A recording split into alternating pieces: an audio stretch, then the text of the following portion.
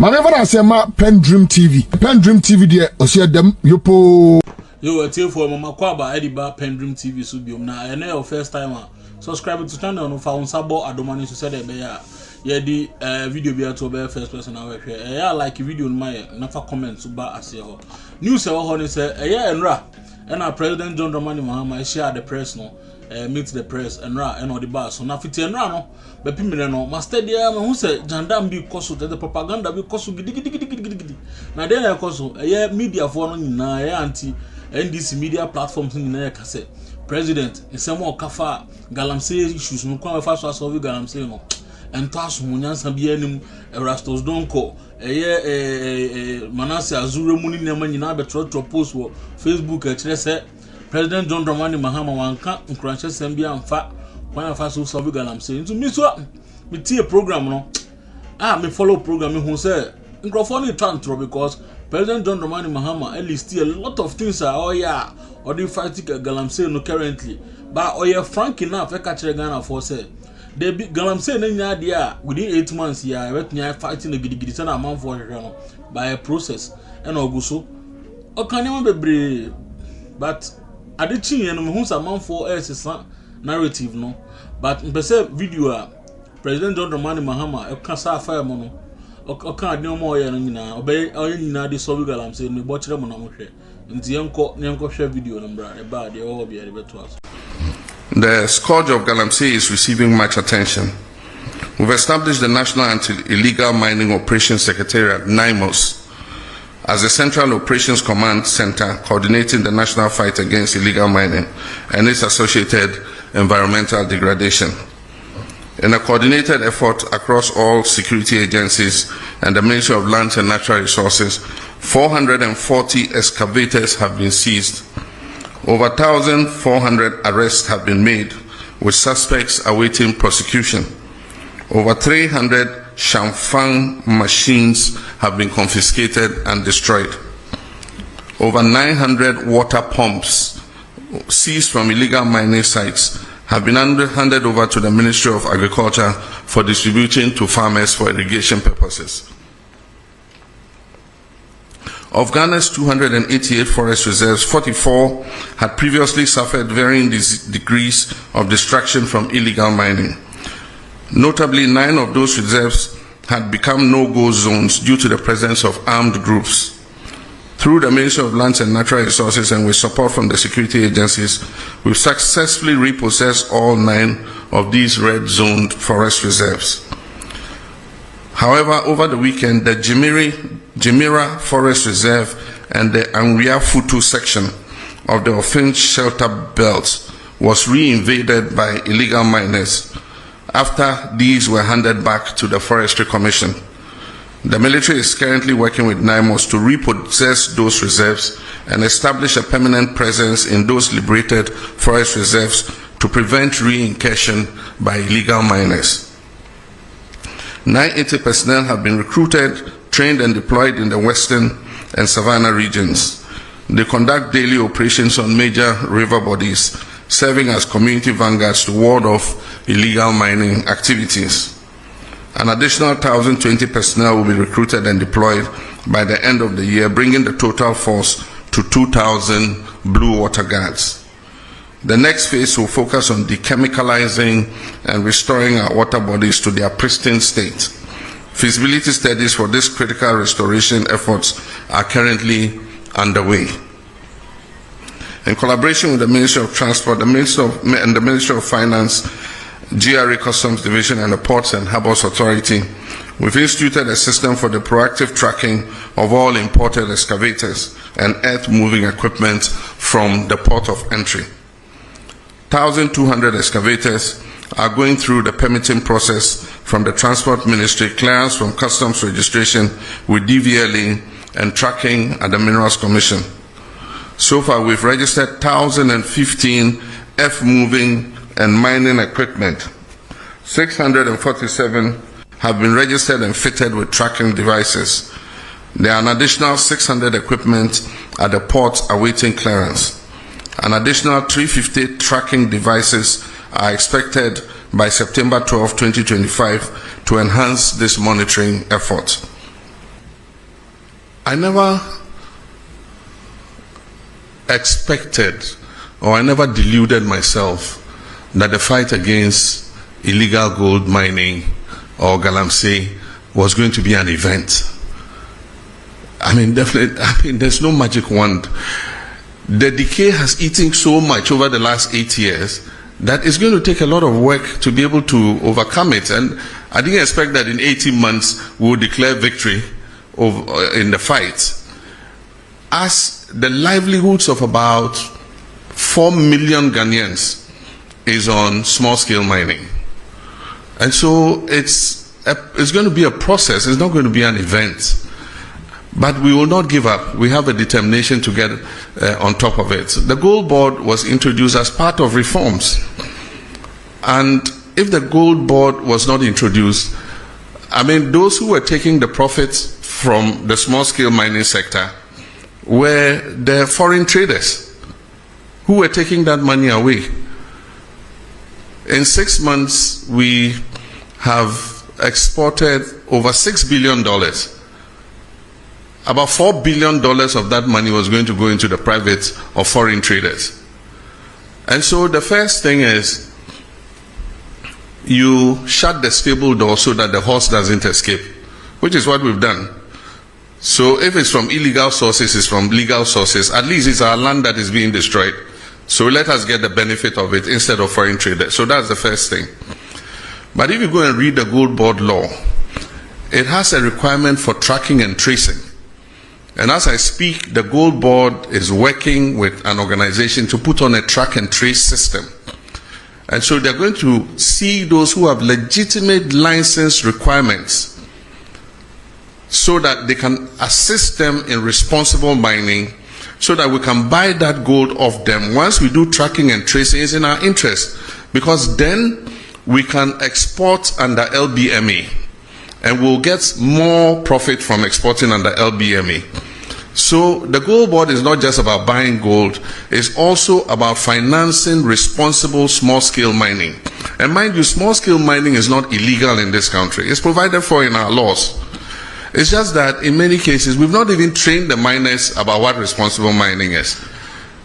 You just see anybody who gets an excavator just goes anywhere and starts digging and washing.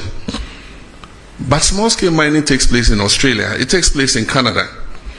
And so as I speak, we are organizing a trip for the Small-Scale Miners Association to Australia. Australia has given us an invitation to bring them to come and see how small-scale mining is done without destroying the environment. And so that's something we're going to take an advantage of. And the Gold Board is leading, and the Ministry of Lands and Natural Resources are leading that charge. Only recently, our Minister for Lands and Natural Resources came back from Australia. And so we need to train these small-scale miners. The gold is a blessing that God gave us. It's a natural resource that God gave us to make life better for our people. It's just that the way and manner in which we are going about it is causing distraction to the environment. But it is the result of an increase in the gold price. And if you've read widely, you find that the same thing is happening in Peru. It's happening in several other countries because of the heightened gold price. And so for whatever little gold you are able to find, you get more money. Galamsey was not a problem when gold was $2,000 per ounce. But today, gold is pushing $3,600 per ounce. And because of the lack of jobs, jobless growth for several decades, there are a lot of young people who are coming out of school who have no job work to do. And so for them, that is the only livelihood. And so we must not think just about chasing them all over the place without providing alternatives for them. Because the alternative is that they should stay home and starve or go out and do something deviant. And that's why we came up with the cooperative mining concept, for which we recently lost our colleagues. They were going to launch it, the first of its kind in Anglo, because one of the things we said was that we're going to let the big mining companies seed off some of their concessions. Some of them have 400, 500 miles square. And there's gold in some parts of those concessions that they will never mine because the grams per ton of ore is so low. But yet, if you put a small-scale miner there, he can mine it effectively. And so we've discussed with them, and they've all agreed. And so Anglo-Ashanti was the first. They've cut a part of the concession, and that is what Omani and Murtala and Co. were going to launch, cooperative mining, so that we'll move the small-scale miners from the forest reserves where they are causing destruction and settle them on the concessions where the big mining companies have seeded. As I speak, Newmont has demarcated an area for these small-scale miners. And we have asked the big companies to mentor them and supervise them and make sure they do the right thing. So that was going to be an alternative for moving them out of the forest and other places so that they can mine under the supervision of those companies. And that's where our colleagues were going when the helicopter crashed. And so it's a program that we're going to continue so that we can give them an alternative, not just go chase them around without finding something else for them to do. And so that's something we're working on. With regards to excavators, we're enforcing the law that you must get the permits before the excavator is put on a ship. That is what the law has been, but it was not followed. And so they let the excavator land before they come and ask the Ministry of Transport for a permit. And so we've informed all the dealers that you cannot load an excavator onto a ship until you have gotten a permit. In the meantime, a lot of excavators have arrived at the port. And recently, somebody said they were being released at midnight to their owners and things. That's not true. What happens was there were so many that they had occupied a huge area of the port and congested the port. And so we found the land near Shai Hills, near the military installation. And the Field Engineers Regiment and others have been given charge to move the excavators from the port to that area so that they can free up space in the port. And they do that in the night because of traffic in the daytime. So in the night, they have the payloaders moving the excavators out of the port to the designated areas where they are supposed to be held. And before any of those excavators is released, they must be tracked, they must have a tracker on them, they must be registered by the owner of the excavator, and we must know the purpose for which the excavator has been imported. Because the construction industry also imports excavators, and so you cannot put a blanket ban on importation of excavators just because you think that every excavator is going to go into the illegal mining industry.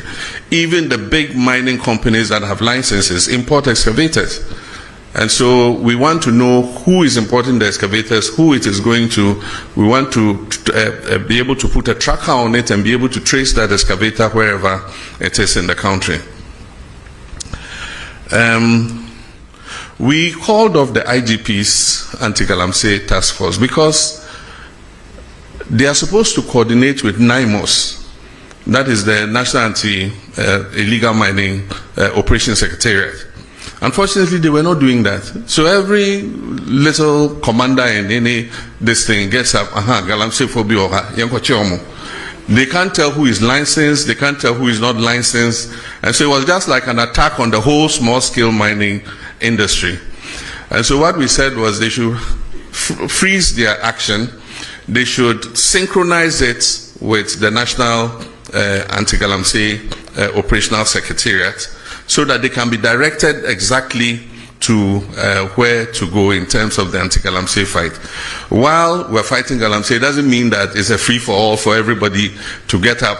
Anybody gets up, puts on a helmet, puts on a jacket, and says, I'm anti-Galamsey. They say, we're not looking for chaos. We're looking to do it, in a scientific manner so that we do not hurt the whole of the small-scale mining industry.